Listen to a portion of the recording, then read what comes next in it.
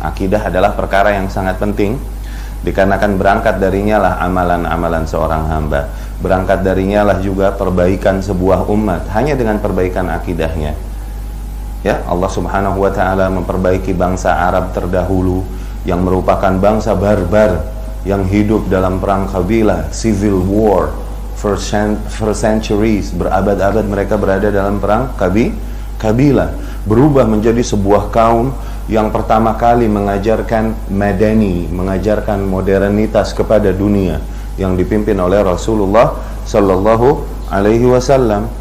Dan perubahan yang dilakukan Rasul Sallallahu Alaihi Wasallam pada bangsa itu tidaklah langsung masuk ke perubahan politik, tidaklah pada juga perubahan ekonomi, namun perubahan berangkat dari perubahan akidah dulu, keyakinan.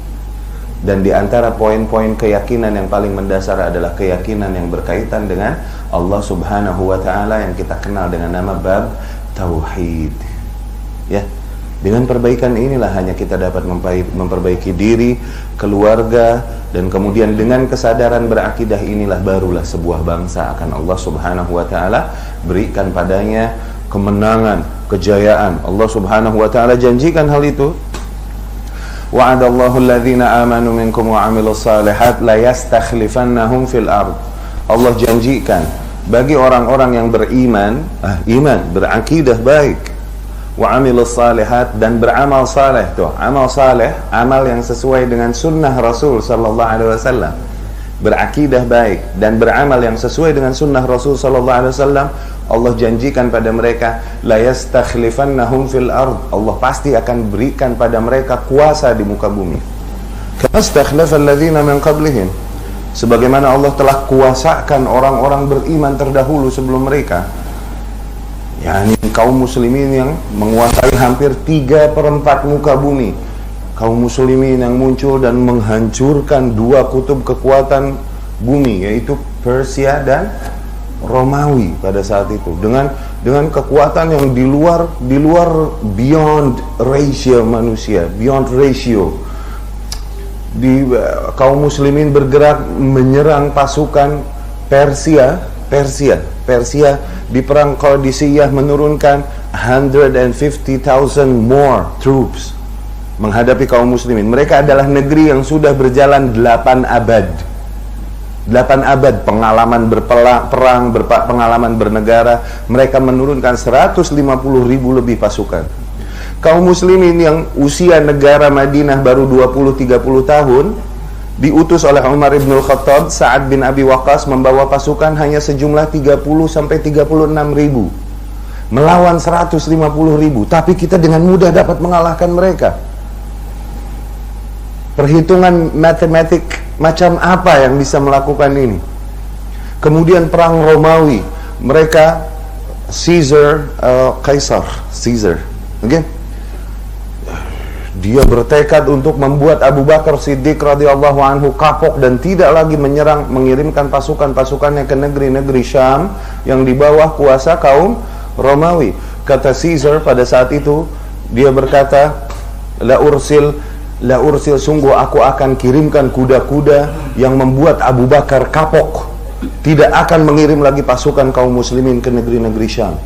Abu Bakar berkata radhiyallahu anhu, kata Abu Bakar, sa'ursil ilaihim tiryak wa sawisi syaitan. Kalau begitu aku akan utus pada mereka sang perobek-robek angan syaitan, seseorang yang memporak-porandakan angan-angan syaitan. Siapa? Khalid ibn Walid.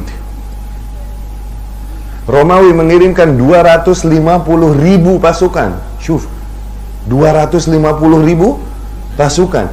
Kaum muslimin cuma bergerak berjumlah 30,000.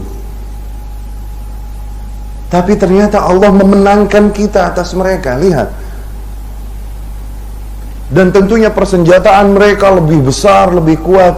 Inilah hal yang harus kita pelajari, bahwa ikhwani rahimakumullah, demi Allah, kemenangan bukan pada jumlah. Kemenangan juga bukan pada power senjata. Kemenangan bukan pada jumlah pasukan. Lihat kaum muslimin terdahulu. Maka Allah Subhanahu wa ta'ala berkali-kali memperingatkan kita, la yaghurrannaka taqallubul ladzina kafaru fil bilad. Jangan membuatmu tercengang, terlena. Yaghurrannak, apa bahasa Malaysianya? Jangan membuatmu menganga sehingga kau takut perkembangan, kemajuan yang terjadi di negeri-negeri kafir di muka bumi. Jangan takut. Mata'un qalil, itu semua adalah nikmat yang sedikit. Wa ma'wahum jahannam, dan sungguh tempat kembali mereka adalah neraka. Syuf. Dikarenakan apa? Demikian orang-orang yang berakidah. Kemenangan ada pada Allah Subhanahu wa ta'ala. Allah bisa memberikan kepada siapapun hamba-hamba yang diinginkannya. Tentunya hamba-hamba yang worth it, hamba-hamba yang deserve it. Dengan apa kita menjadi worth it untuk diberikan kemuliaan oleh Allah? Dengan akidah. Dengan itu kaum terdahulu menggulingkan kekuasaan-kekuasaan kafir yang besar. Kita adalah kaum yang semakin terjauhkan dari akidah kita, tersibukkan oleh dunia.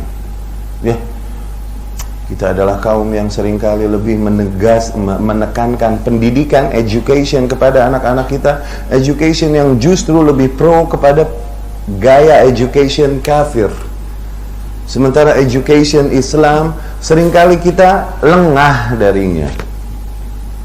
Kembalikan hal ini.